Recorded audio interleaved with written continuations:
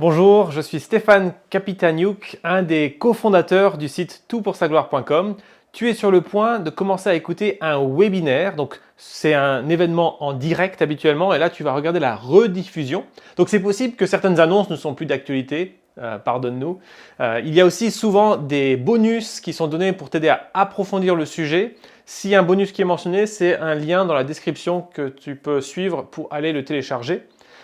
Sans plus attendre, je t'invite à regarder ce webinaire. Si tu l'aimes, partage-le à tes amis. Bonne écoute et à très bientôt. Alors, je vais vous présenter, je vais présenter en fait l'équipe du podcast Sagesse et Mojito, un podcast de décryptage d'actualité, d'analyse de société et d'apologétique culturelle. Alors, je vais vous laisser la parole. Si j'ai rien oublié, j'espère que tout va bien. Et je vous laisse pour une petite heure de présentation sur ce sujet de la cancel culture. Merci beaucoup, Sephora. C'est toujours un plaisir d'être dans les webinaires TPSV. Et donc ce soir, comme Sephora vient de le dire, on parle de cancel culture en bon français. Alors, le 20 décembre 2013, une directrice communication d'une société américaine qui s'appelle Justine Sacco, elle écrit un tweet. Départ pour l'Afrique, espère ne pas choper le sida, je déconne, je suis blanche. Ça, c'est le tweet qu'elle poste sur son propre compte, où elle a à peine 170 abonnés. Sauf qu'un journaliste voit son tweet, le partage, et en quelques heures, la toile s'enflamme. Le compte de Justine Sacco passe en quelques heures à 8000 abonnés, et le lynchage médiatique commence. Beaucoup n'apprécient absolument pas cette sorte d'humour noir, et à l'arrivée de son avion, la jeune femme, elle est virée. Les salariés de son hôtel en Afrique menacent de faire grève et la réception de l'hôtel explique qu'ils ne peuvent pas garantir sa sécurité. Donc la situation a vraiment escaladé. Sa réputation à elle, elle est sérieusement entachée et pour les années à venir. Elle a, on dit, été cancellée. Quelques années plus tard, en juin 2020, c'est l'autrice J.K. Rowling qui s'attire les foudres des internautes, dont de nombreux fans de sa saga Harry Potter. Après la publication de tweets, là encore, on est sur une même plateforme médiatique, qui sont jugés dévalorisants envers les personnes trans. Ces livres ont par la suite été appelés au boycott. Donc vraiment plein d'internautes, notamment des fans d'Harry Potter, ont dit n'achetez plus les livres de J.K. Rowling, Harry Potter et les autres. Plusieurs personnalités de la fameuse saga se sont également désolidarisées de l'autrice, avec là encore des tweets, etc. Et on dit qu'elle aussi a été cancellée. À la même époque, donc on est toujours dans l'année 2020, il y a de nombreux débats qui éclatent autour de deux thèmes majeurs. Peut-être que ça vous dira encore quelque chose. Le déboulonnage de statuts et la censure d'œuvres culturelles. Alors, il faut se rappeler, on est suite à l'émoi international qu'a provoqué le meurtre de George Floyd et puis toutes les manifestations antiracistes qui ont suivi. Et là, on assiste dans plusieurs pays du monde au déboulonnage de statues, des statues érigées en l'honneur de personnages historiques considérés comme racistes ou colonialistes. Et puis en parallèle, il y a plein de séries ou de films qui contiennent des idées racistes, parce que par exemple, ce sont des œuvres historiques qui retracent une certaine période qui était plus ouvertement raciste, qui sont carrément retirées des plateformes qui les diffusent. C'est le cas de Autant en emporte le vent. Ces différents exemples, du coup, que je viens de mentionner, sont des exemples de ce que les médias ont fini par nommer la cancel culture. Alors, dans ce petit temps d'introduction, la cancel culture, c'est quoi? En français, on va parler parfois de culture de l'annulation ou de culture de l'effacement ou de culture du bannissement, ou alors on va tout simplement utiliser le terme anglais.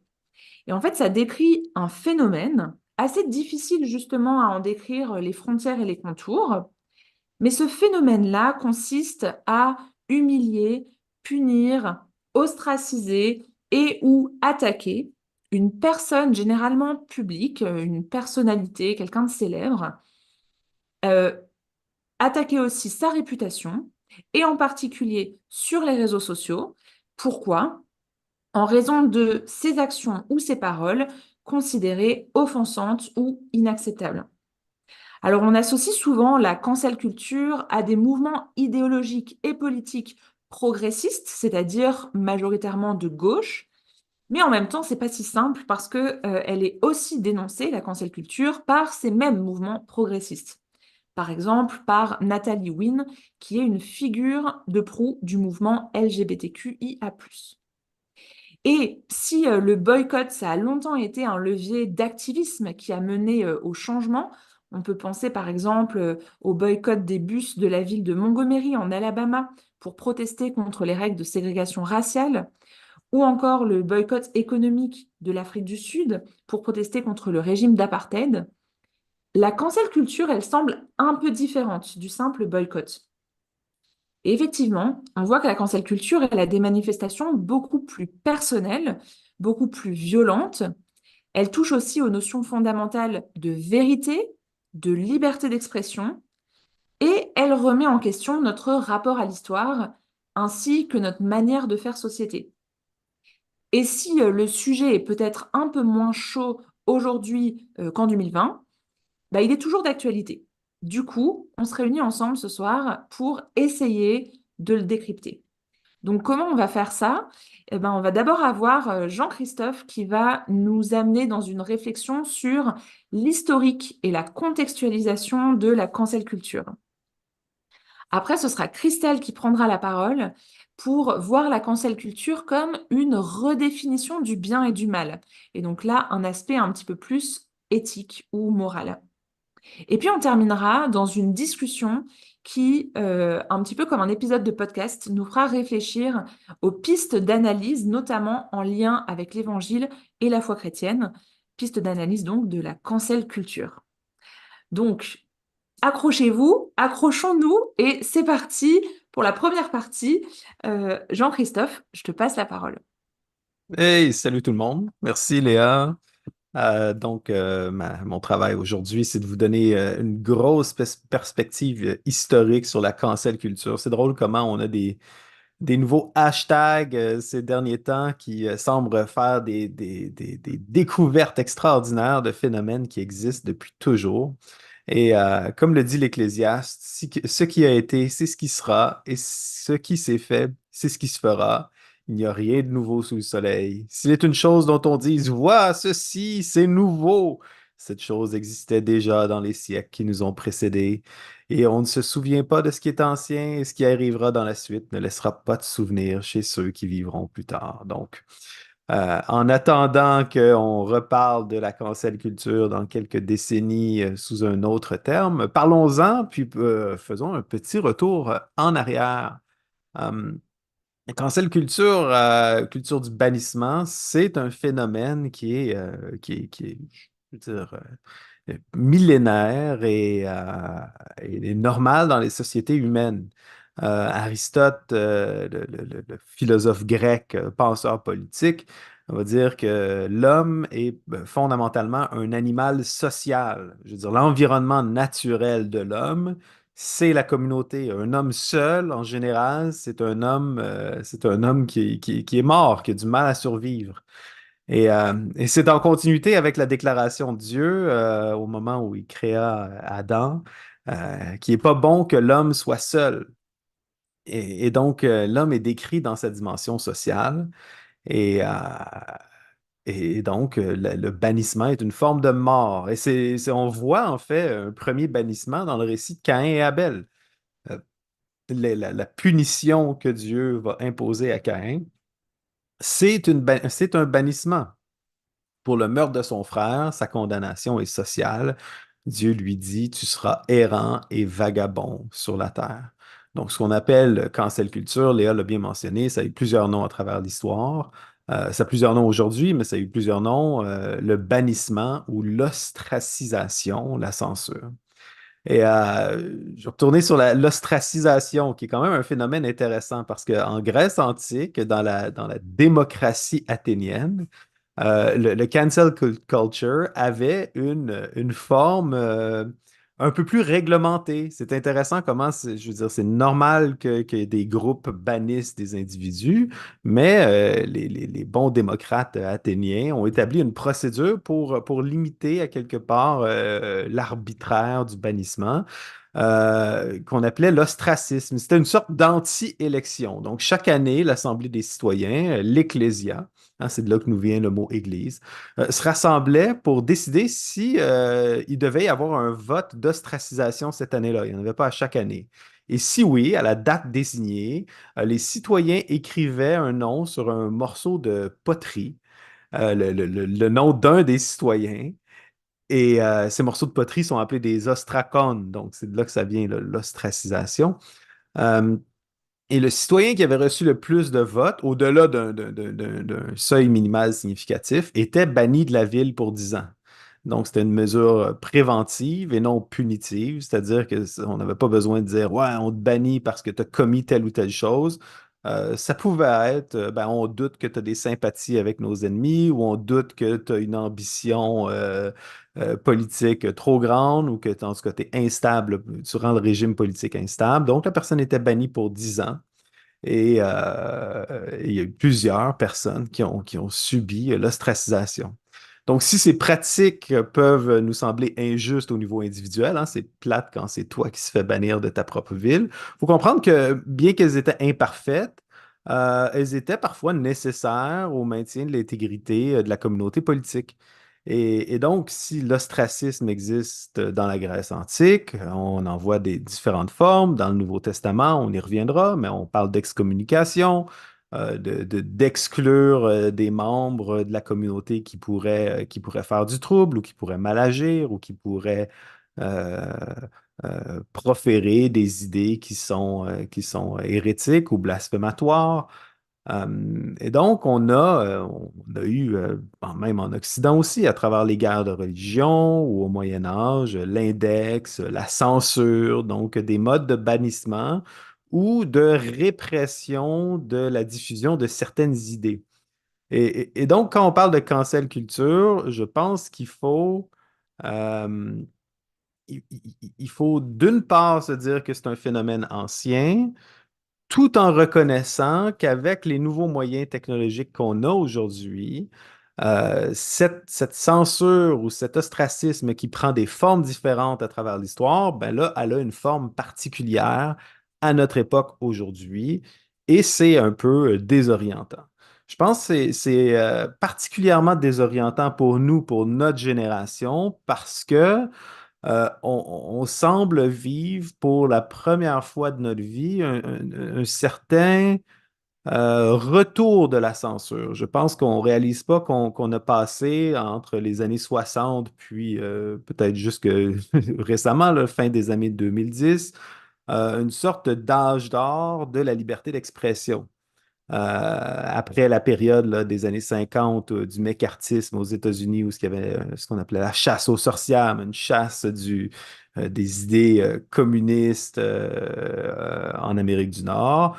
Dans les années 60, il y a eu vraiment une politique de libéralisation, de défense engagée de la liberté d'expression, qui s'est manifestée encore plus avec la création d'Internet dans les années 90, puis la création de plateformes de médias sociaux qui étaient décentralisées, souvent un genre de Far West en termes de liberté d'expression. Et donc, c'est ce phénomène-là aujourd'hui où ce qu'on voit non seulement une restriction de la liberté d'expression, mais aussi des modes de punition qui nous semblent animés par les foules à l'extérieur de processus transparent puis visible, ben, c'est préoccupant. Bon, j'ai fait un petit aparté par rapport à mes notes, là. Léa va capoter un petit peu. Hein, Léa, ça va? Oui. Ça va très bien. Ouais, bon. Et donc, ouais, ben c'est ça. On a juste à penser à la réforme. La réforme qui va suivre l'invention de l'imprimerie. Donc, avec l'invention de l'imprimerie, qu'est-ce qui se passe? Ben, on a la possibilité de diffuser des pamphlets. Donc, il y a vraiment une capacité de diffusion des idées qui explose au moment de la réforme. Mais qu'est-ce que ça fait? Ben, aussi, la réforme, elle va pousser les gens à lire la Bible et donc les niveaux d'alphabétisation vont augmenter aussi en Europe. Donc tu as un genre d'effet d'entraînement où tu as une multiplicité d'idées qui se manifestent. Les gens qui sont de plus en plus capables d'avoir accès à ces idées-là, des idées qui sont parfois contre l'ordre établi, qu'ils soient religieux ou politiques, puis des méthodes de répression de ces idées-là, répression souvent violente, que ce soit des idées religieuses ou politiques. Si on fait vraiment un survol historique très bref, on va voir que je veux dire, bon, c'est peut-être un narratif nord-américain, mais l'aboutissement de cette quête de liberté d'expression va se trouver en partie aux États-Unis. Les États-Unis qui sont le fruit de différentes colonies composées de minorités religieuses qui étaient persécutées en Europe, donc qui ont un attachement très fort pour la liberté d'expression puis la séparation de l'Église et de l'État. Puis, ben, avec la Révolution américaine en 1776, il va avoir l'établissement d'une première démocratie libérale moderne. Puis, peu de temps après, avec le Bill of Rights, le genre de constitution ou charte des droits américaine, le premier article, le premier amendement, le premier article va sacraliser la liberté d'expression aux États-Unis. Donc, les États-Unis vont mettre sur papier dans leur loi une défense très, très forte de la liberté d'expression qui est couverte par le premier amendement. Et encore à ce jour, je pense que les États-Unis ont des lois qui vont beaucoup plus loin au niveau de la liberté d'expression que les lois canadiennes ou européennes. Par exemple, aux États-Unis, le négationnisme, donc de dire que l'Holocauste n'a pas eu lieu, c'est pas criminalisé comme au Canada ou en Europe. L'idée de la liberté d'expression, c'est de dire dans ce cas-là que une idée mauvaise, ben, si elle est exposée au public, ben, elle va être réprimée par le public. Donc, l'État est supposé avoir un rôle extrêmement limité dans la limite de cette liberté d'expression-là. Cela étant dit, les États-Unis n'ont pas toujours été un paradis de la liberté d'expression. Puis on va se souvenir donc de la période des années 50 qu'on appelle le mécartisme, où il va vraiment avoir une certaine forme de chasse aux communistes dans les différentes institutions gouvernementales, à Hollywood. Il va y avoir une censure qui va s'imposer dans les différentes institutions, incluant les universités. Et c'est à partir des années 60 qu'il va y avoir le Free Speech Movement, qu'on voit émerger à l'Université de Berkeley, mais qui va s'étendre un petit peu partout, qui est vraiment en réaction à cette période de restriction de liberté d'expression dans le contexte de la guerre froide. Et donc, des années 60, le mouvement hippie, la révolution culturelle, ce que Tom Holland, qu'on a déjà interviewé à Sagesse et Mojito, appelle aujourd'hui la seconde ou la deuxième réforme. Donc, c'est un mouvement de réforme culturelle aussi important, en tout cas aussi ouais, c'est ça, important. Bon, comme chrétien protestant, je ne vais pas dire aussi important, mais quand même d'une puissance similaire à ce que la réforme a eu comme impact sur l'Europe, ben, va avoir lieu. Et on se souvient donc, j'ai parlé tout à l'heure de l'émergence d'Internet, mais même Twitter au début, hein, c'était extrêmement décentralisé. Et c'est à partir du début des années 2000 qu'on va voir commencer à s'imposer sur Internet certaines formes de censure.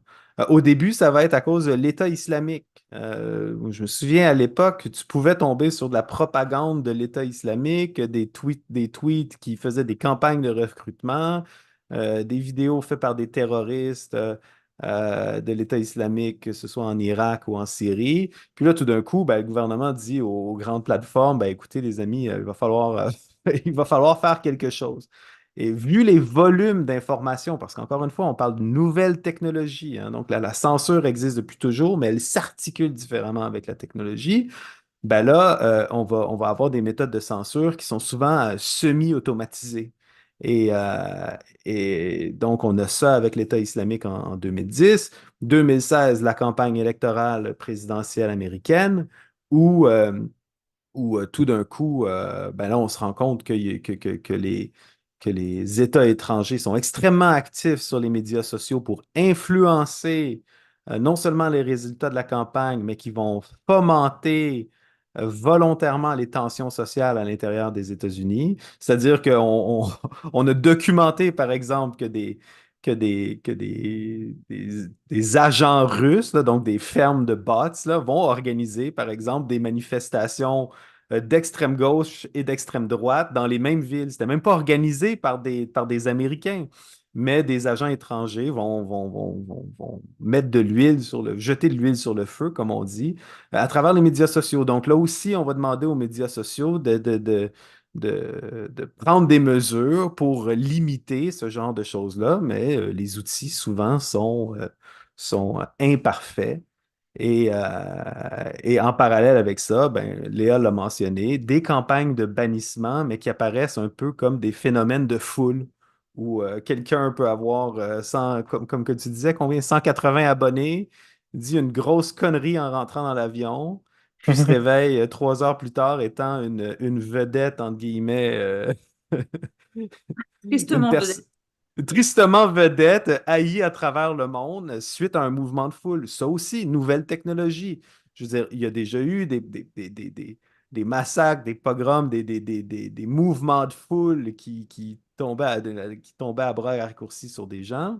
Mais là, avec les médias sociaux, ça prend des formes qu'on n'a jamais connues auparavant. Puis là, on est Hmm. à l'aube de l'émergence de l'intelligence artificielle qui joue déjà un rôle actif dans la censure, une sorte de censure préventive, puis on ne sait pas comment est-ce que ça va se manifester dans l'avenir.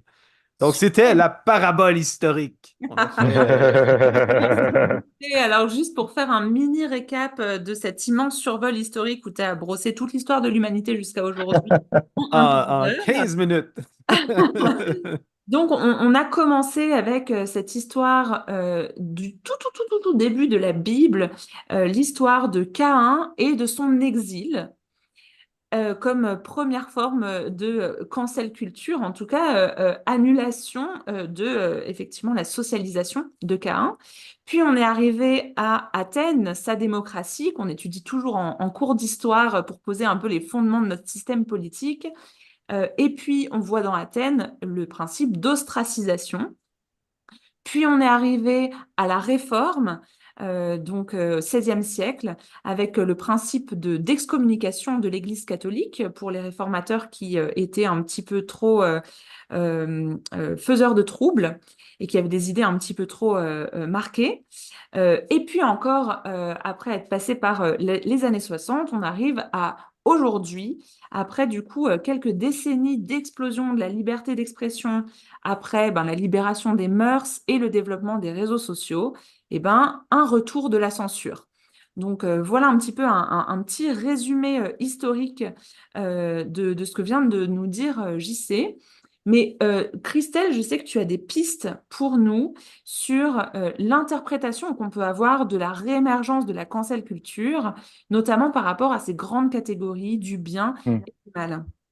Oui, oui, tout à fait, Léa. Et je pense il y a un point qui est vraiment intéressant que Jean-Christophe a soulevé, c'est quand il a décrit les développements autour de la liberté d'expression, la tension entre liberté d'expression et censure, notamment aux États-Unis, la période macartiste, et ensuite le mouvement pour la liberté d'expression.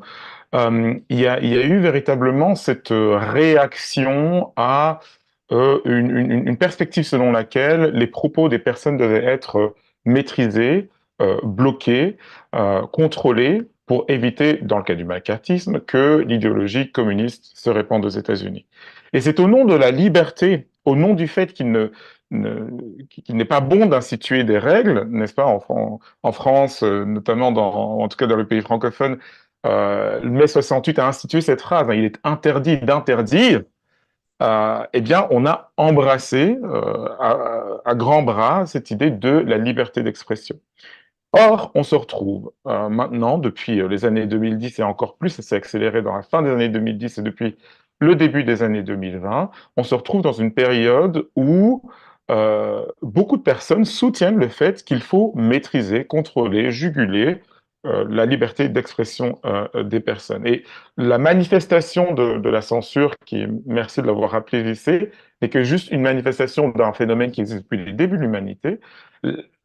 On a connu le boycott, mais là, comme tu l'as dit tout à l'heure, il s'agit de quelque chose qui est nettement plus personnel, alors que le boycott était public, collectif, et nettement plus agressif, alors que le boycott était un mouvement de nature pacifiste. On n'agressait personne directement.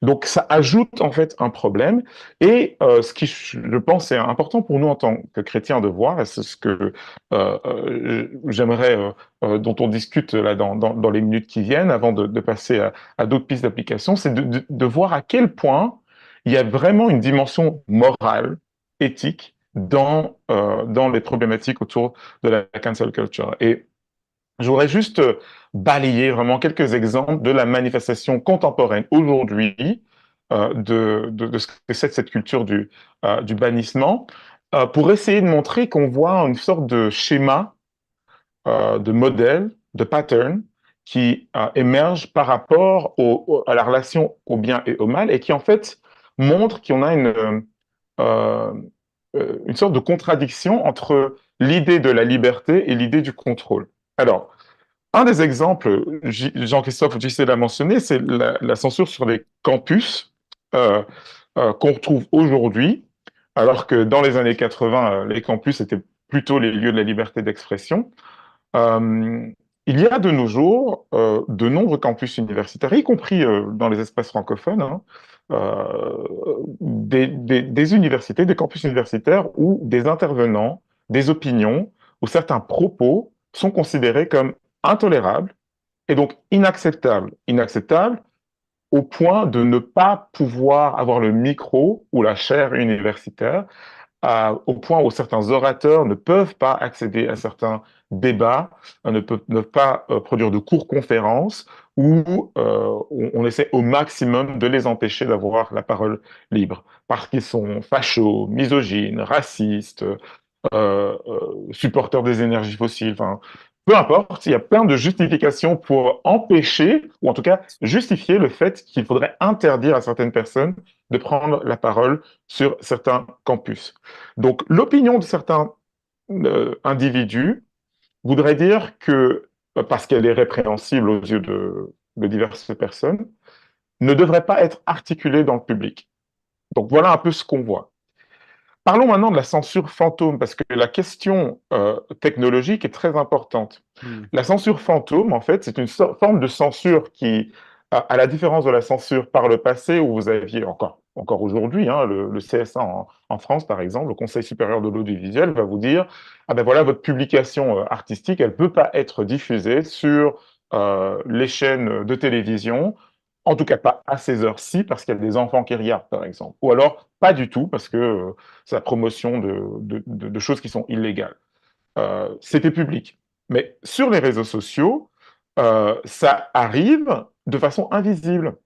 Vous vous souvenez peut-être, en avril 2002, c'est Elon Musk qui a entrepris de reprendre le contrôle de la plateforme Twitter, parce que d'après lui, elle était infestée par des mouvements de censure invisible, par l'utilisation de robots et par l'utilisation des algorithmes. Vous savez, les algorithmes, c'est ces formules mathématiques qui vont programmer quel contenu vous voyez sur votre fil quand vous regardez Twitter, c'est pareil sur YouTube ou sur plein d'autres plateformes et réseaux sociaux. Et l'algorithme va vous montrer ce que vous aimez sur base des comptes que vous suivez. Euh, mais l'algorithme va repérer les choses sur lesquelles vous cliquez ou les choses que vous arrêtez pour lire et regarder. Et nous, en tant qu'êtres humains, on va s'arrêter pour regarder les choses qu'on aime, mais on s'arrête aussi pour regarder les choses qu'on déteste. Et ce qui se passe, en fait, c'est que les propos qui nous choquent, que nous n'aimons pas, vont être repérés par ces formules mathématiques qu'on appelle des algorithmes. Et le risque, en fait, c'est qu'il y a un emballement de choses qui sont de plus en plus polarisées, extrêmes, et en fait, à cause du fonctionnement des algorithmes, qu'il y ait de plus en plus de place qui soit faite à des propos qui soient extrêmes et donc difficilement acceptables. Et avant l'arrivée de Elon Musk, ce que les ingénieurs de Twitter faisaient, c'était d'essayer de limiter des propos qui, d'après eux, étaient considérés comme inacceptables. Il y avait aussi des mouvements de personnes qui allaient jusqu'à faire ce qu'on appelait du doxing, c'est-à-dire balancer des informations privées à l'égard de comptes ou d'individus qui publiaient certaines choses pour que ces personnes puissent être harcelées. Bref, ça devenait vraiment une foire d'empoigne. Et l'argument moral derrière, c'était de dire, une plateforme comme Twitter a la responsabilité publique, voire politique, de contrôler les contenus qui sont sur leur plateforme. Mais c'est précisément ça que Elon Musk est venu combattre, parce que d'après lui, ça allait trop loin, le contrôle qui était là. Au nom de la liberté d'expression, il s'est dit il faut libérer la parole. Bien sûr, tout ce qui est illégal et dangereux ne devrait pas être permis, mais il faut réduire au minimum la définition de ce qui devrait être interdit sur une plateforme comme Twitter. Donc vous voyez de nouveau cette tension entre ce qui devrait être autorisé et ce qui devrait être interdit. Et puis ce genre de tension, on les voit aussi dans ce qui concerne la censure médiatique. Euh, Souvent, ça concerne des partis comme le Front National ou Rassemblement National ou certains humoristes comme Dieudonné, par exemple. Il y a plusieurs approches. Soit l'approche qui a été inventée en Belgique, qu'on appelle celle du cordon sanitaire, c'est-à-dire on accueille dans l'espace public les voix qu'on n'aime pas, mais on ne débat pas avec elles. Ou alors, si on débat avec elles, mais on ne collabore pas avec elles, en tout cas. Et puis, il y a une autre voie qui est celle vraiment de l'ostracisme, où on dit pas de place pour les fachos, par exemple, pas de débat, pas d'interaction, pas d'invitation, absence des plateaux, absence des journaux, absence des lieux d'opinion. Mais on voit très bien que ça a provoqué une réaction, dans le sens où des partis comme le Front National et puis le Rassemblement National ont longtemps pu dire nous sommes des victimes parce qu'on nous exclut du débat démocratique. Donc vous voyez un petit peu la tension qui se tisse dans la cancel culture, elle révèle en fait une véritable tension morale. Alors, on a, dans nos recherches, on a demandé à Amine de nous aider. Elle a identifié différentes euh, euh, étapes du processus par lequel la cancel culture déforme la réalité et rend difficile pour nous de pouvoir discerner en fait le bien du mal. Donc, c'était à partir d'un essai vidéo d'une dame qui s'appelle Natalie Wynn au sujet de la cancel culture. Elle a identifié six étapes, six choses caractéristiques, et j'ai voulu en ajouter une septième. Le premier problème, c'est celui de la présomption de culpabilité. Euh, Dès qu'on vous accuse d'être euh, inacceptable parce que vous êtes, je sais pas, misogyne, raciste ou homophobe ou quoi que ce soit, mais on présume que vous l'êtes, au lieu de présumer, comme en général dans les démarches judiciaires, que vous êtes innocent. Premier problème. Deuxième problème, tout devient abstrait, c'est l'abstraction. Donc les détails concrets et spécifiques d'une situation qui est décriée sont effacés et on balance une généralité. Euh, Telle personne est misogyne. Misogyne pourquoi? Dans quelles circonstances est-ce que cette misogynie s'est manifestée? Mais tous ces détails disparaissent. Et ce qui vient au-devant de la scène, c'est une grande abstraction. Troisièmement, et c'est lié à ce que je viens de dire, c'est l'essentialisation. C'est-à-dire qu'une personne va être réduite à une seule dimension de sa personnalité. Quatrième problème, c'est ce qui était appelé un pseudo-moralisme ou pseudo-intellectualisme. On met en avant une faille morale chez la personne. Mais cette faille morale est mise en avant, souvent montée en épingle, comme étant le problème principal de la personne qu'on cherche à dénoncer, alors qu'il peut y avoir des règlements de compte, c'est une personne qu'on n'aime pas pour diverses raisons, ou juste parce qu'on a envie de se lâcher, en fait. Mais on va évoquer des grands principes. Un cinquième problème, c'est celui du non-pardon. Le fait même de présenter ses excuses pour une personne qui aurait dit quelque chose de déplacé ou ou écrit quelque chose qu'il ne fallait pas, euh, ben, c'est interprété comme un manque de sincérité. Euh, et puis, parfois, ça peut empirer le problème. Vous dites, je suis désolé d'avoir dit telle personne, mais telle chose, mais le lendemain, en fait, la crise n'est que empirée. Et puis, le sixième problème qui est dénoncé par Natalie Wynne, c'est le dualisme, c'est-à-dire cette polarisation, un raisonnement binaire qui conduit à voir les gens comme soit bons parce qu'ils correspondent à ce portrait de la personne idéale, soit mauvais parce qu'ils correspondent à ce portrait de la pire des espèces. Et c'est vraiment là-dessus que j'aimerais, en ajoutant un septième problème, attirer votre attention. C'est que la cancel culture, elle va opérer ce qu'on appelle le portrait de l'ennemi. Les gens qui ont étudié la période nazie, comment l'Allemagne a pu, dans les années 30 et au début des années 40, devenir passionnés par l'idéologie nazie, ont identifié ce phénomène. C'est-à-dire que lorsque dans l'opinion publique, euh, certaines caractéristiques sont attribuées à l'ennemi, la personne qui vous veut du mal, la personne que vous ne voulez pas être et que vous devez éviter d'avoir autant autour de vous, ben, petit à petit, en fait, on devient convaincu que le mal a le visage ou certaines caractéristiques morales ou ressemble à certaines personnes. Euh, donc, il ne s'agit pas simplement, au travers de la cancel culture, de dénoncer les méfaits d'une seule personne, qu'il faudrait honnir, mais en fait d'indiquer quelles sont les caractéristiques du mal. Et c'est important pour nous, je pense, en tant que chrétiens, de considérer ça, parce que la cancel culture, en fait, elle nous apprend pas simplement qui a dit ou fait des choses qui ne sont pas acceptables, elle nous apprend quoi détester. Elle nous apprend ce qu'est le mal. C'est une forme de discipulat, la cancel culture. Nous sommes discipulés au travers de ces pratiques qui nous annoncent une sorte de message fondamental sur qu'est-ce que c'est le bien et le mal, pourquoi nous existons, ce que nous devons poursuivre dans la vie et ce que nous devons éviter, le mal sous ses diverses formes, les causes du mal, les manifestations du mal, comment vaincre le mal et comment régler son compte au mal. Et là, on touche à une problématique qui est véritablement théologique.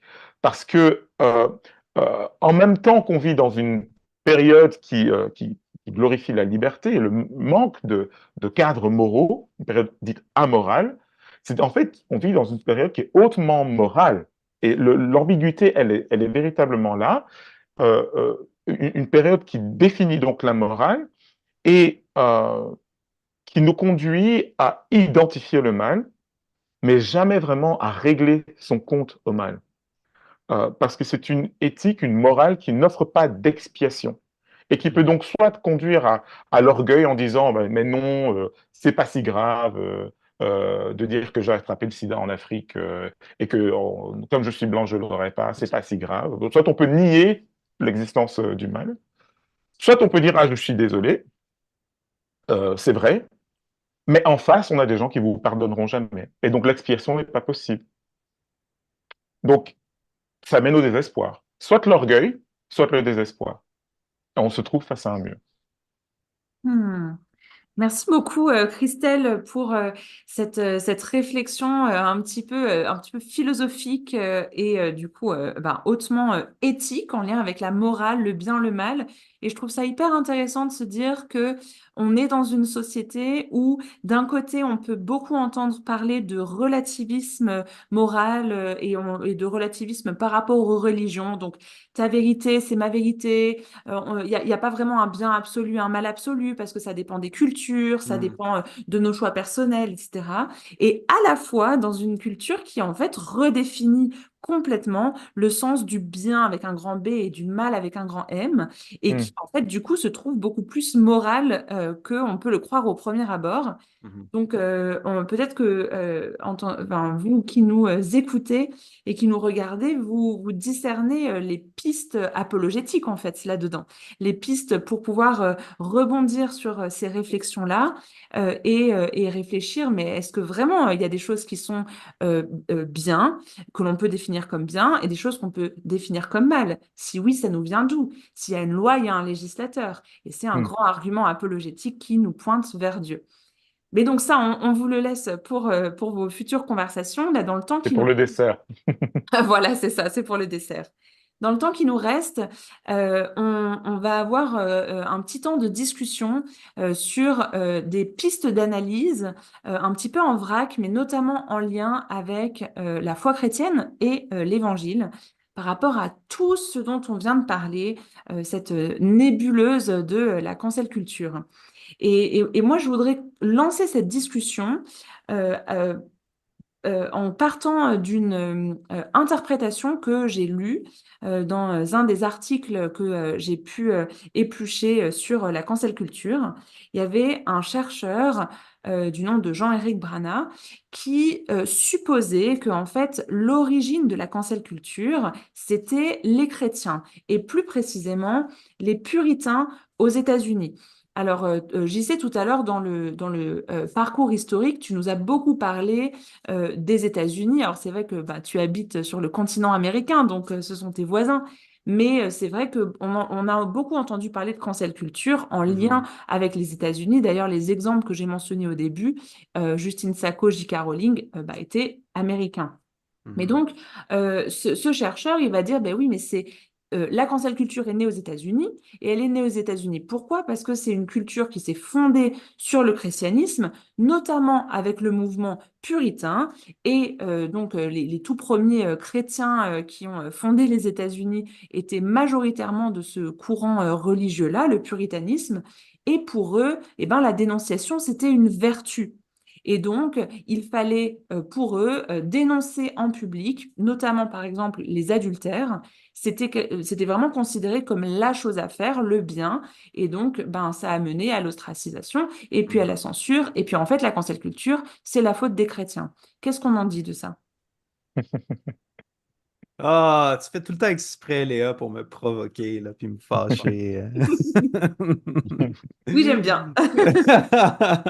Ben, c'est certain que, tiens, je vais vous fâcher aussi, c'est certain que comme toutes les nouvelles technologies sont développées en Amérique, ben, l'adoption aussi commence en Amérique, et donc les phénomènes liés à ces technologies-là apparaissent en Amérique avant l'Europe.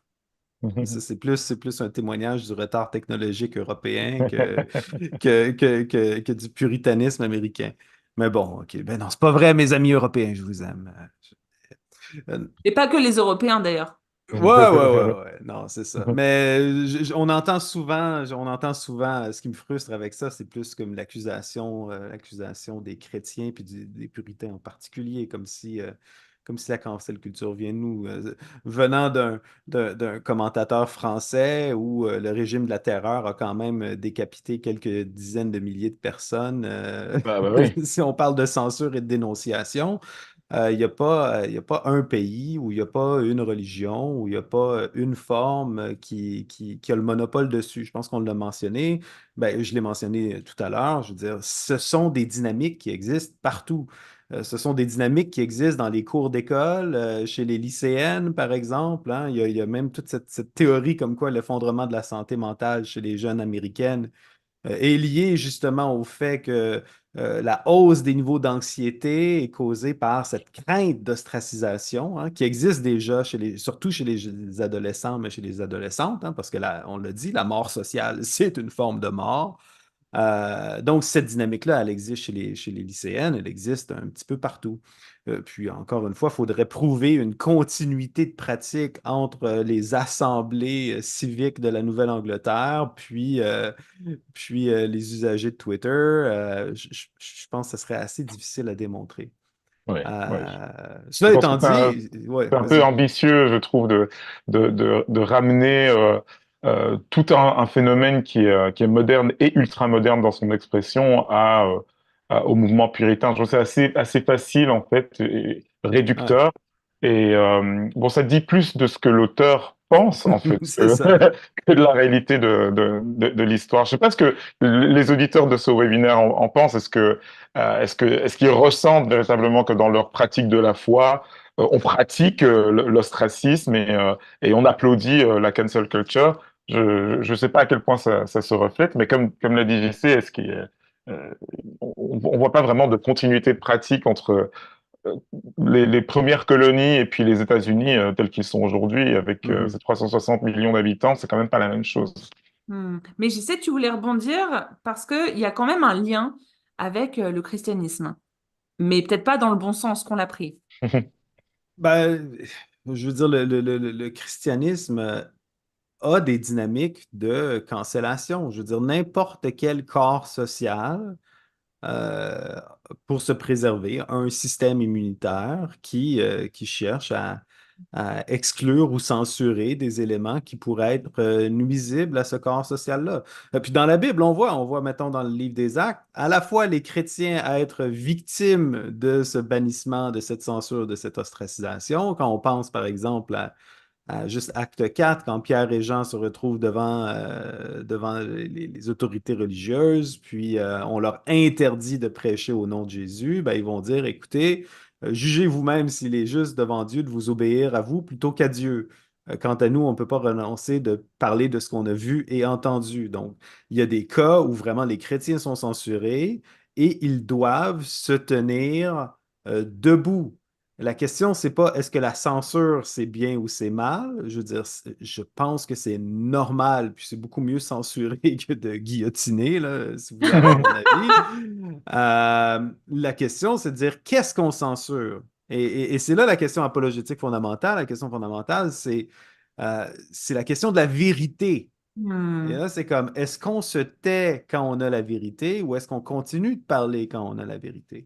Ou est-ce que quand on a la vérité, est-ce qu'on permet à des mensonges puis des faussetés d'être promus ou on le permet pas? Et là, c'est cette tension-là, parce que dans le même Nouveau Testament, ben, on va voir des cas de censure. Paul va parler de livrer à Satan, ce qui semble, en tout cas, ce que les commentateurs, les exégètes vont dire, qui semble signifie une excommunication, hein, de sortir la personne de l'Église. On l'a dans 1 Corinthiens 5, où il y a quelqu'un qui a un rapport incestueux avec, je pense, l'épouse de son père. Puis là, il dit à l'Église, écoutez, moi, je l'ai déjà livré à Satan, là, vous devriez le mettre dehors. De la même manière, dans 1 Timothée 1,20, il va parler d'Hyménée et d'Alexandre, qu'il a livré à Satan afin qu'ils apprennent à ne plus blasphémer. Fait qu'on a le cas de gens qui ont des pratiques qui sont contraires à l'Évangile. On a des cas de gens qui ont des discours qui sont contraires à l'Évangile.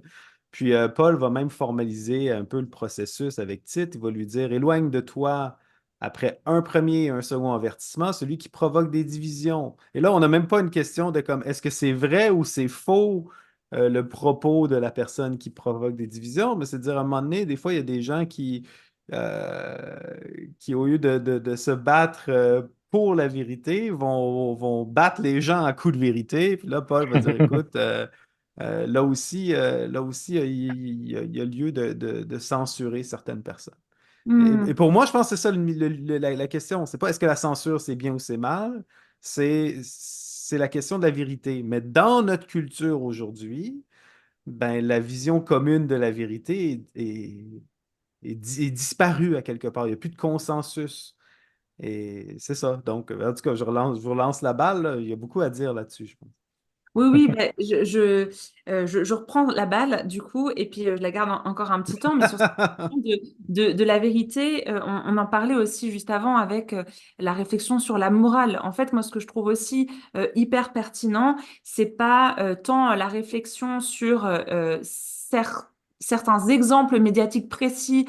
Est-ce que c'était bien ce que la personne a dit ou pas? Est-ce qu'elle devait être Mhm. cancellée ou pas? Ou plus largement, cette grande question, est-ce que la cancel culture, c'est bien ou pas? En fait, on tourne un petit peu en rond avec ces réflexions-là, mais si plutôt que de s'arrêter sur des exemples précis, on arrive à déceler que ces exemples-là soulignent le rapport qu'on a généralement à la vérité et à la morale, ben c'est là où on arrive à avoir des conversations extrêmement pertinentes. Parce que, ben, en tant que chrétien, comment se positionner? Il va y avoir les avis personnels, parce que justement, on va avoir ben, des idées politiques qui nous sont propres, on va avoir des expériences de vie, des rapports aux réseaux sociaux et des opinions qui nous sont propres, et c'est OK qu'il y ait ce flou-là. Mais par contre, en tant que chrétien, on croit à la vérité. En tant que chrétien, on croit à la vérité, c'est même une personne, elle s'appelle Jésus, et c'est assez impressionnant de pouvoir voir toutes les fois dans la Bible où il est parlé de vérité. Dieu, c'est la parole qui est vraie. Jésus est la parole de vérité qui est venue dans le monde et que le monde n'a pas accepté, mais que l'on peut connaître. Et si on connaît sa parole, la vérité nous rendra libres. Enfin, il y a tout ce bagage en fait biblique qui nous fait nous dire que bah, en tant que chrétien, on croit que c'est possible qu'il y ait une vérité. Mhm. Elle est en Dieu, elle est en Jésus. Et donc, c'est clairement à l'opposé du relativisme dont on parlait tout à l'heure brièvement, de croire que bah, chacun a sa vérité. Donc, on peut avoir des opinions différentes, mais en tout cas, on croit qu'il y a en Dieu et dans l'Évangile la vérité à laquelle on peut vouloir tendre. Et c'est une vérité Mhm. qui se conjugue en tension avec l'amour. Donc encore dans les Puis, manières de mhm. faire, c'est là où c'est hyper pertinent de pouvoir se dire, OK, peut-être que cette personne avait tort, mais est-ce que nécessairement les moyens qui ont été mis en œuvre pour l'humilier, l'ostraciser, la censurer, etc., étaient bons? Bah, pas nécessairement. Donc, c'est toutes ces réflexions-là qui sont, je pense, hyper intéressantes en tant que chrétien. Et puis, comme on le disait tout à l'heure, bah, on croit que le bien existe et qu'il est défini par Dieu, parce que Dieu est la bonté même. Ouais, Donc mais ouais. forcément, bah voilà, JC a très envie de me couper la parole Ouais, excuse-moi, non, en non, podcast. parce que tu touches tellement à des choses intéressantes, là. Si vous voulez voir JC me couper la parole plein de fois, regardez Tout ça. le temps. Ouais, Sagesse et Mojito. Non, mais j'ai fini. Juste, en tout cas, cette histoire que comment on se positionne en tant que chrétien et chrétienne face à la cancel culture, bah, en réaffirmant aussi notre croyance que le bien existe, la morale existe, et c'est en Dieu. Pas toujours dans nos opinions personnelles, mais en Dieu. Donc, c'est aussi un encouragement à la discipline personnelle, en fait, de rechercher le bien, la morale selon Dieu. Et la vérité existe, et c'est Ouais. Jésus-Christ. Vas-y, j'essaie. Non, mais c'est ça. Je suis d'accord avec toi là, que Jésus est la vérité. On croit dans la vérité dans le sens où on n'est pas tout à fait relativiste dans le sens où ce que toute vérité est égale ou mais en même temps, il faut admettre que il y a des interprétations différentes de la vérité. Puis justement, la question, on retourne à cette trajectoire historique. Je veux dire, l'émergence d'un système politique libéral, c'est-à-dire un système politique où ce qu'on protège la liberté d'expression, est lié à des différends profonds sur la vérité, puis la vérité entre chrétiens. On pense au massacre de la Saint-Barthélemy, aux répressions des Huguenots.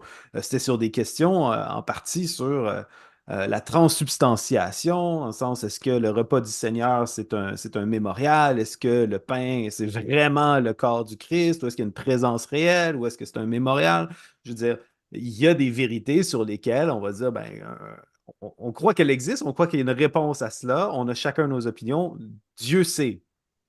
Mais dans l'intérim, dans notre société, la liberté d'expression doit être liée au principe de tolérance. Et c'est là aussi où comme l'idéal de liberté d'expression, c'est construit comme ça, en disant, ben, écoutez, les protestants, vous pouvez avoir vos convictions par rapport au repas du Seigneur. Les catholiques, vous avez le droit à vos convictions selon le repas du repas du Seigneur. On ne vous demande pas de relativiser. C'est vrai pour vous. On a peut-être un des deux a raison, ou peut-être personne n'a raison, mais on doit vivre ensemble sous le même régime politique.